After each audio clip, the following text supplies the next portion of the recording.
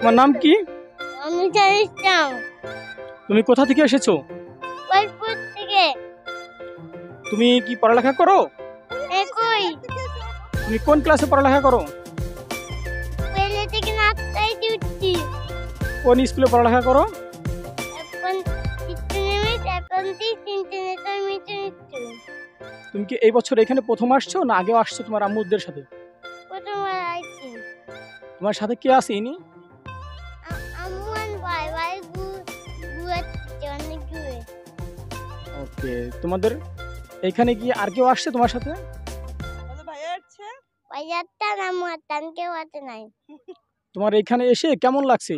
ভালো। আচ্ছা, তুমি ভালো থাকো। হ্যাঁ, বাই বাই, আল্লাহ হাফেজ। ওকে, বাই।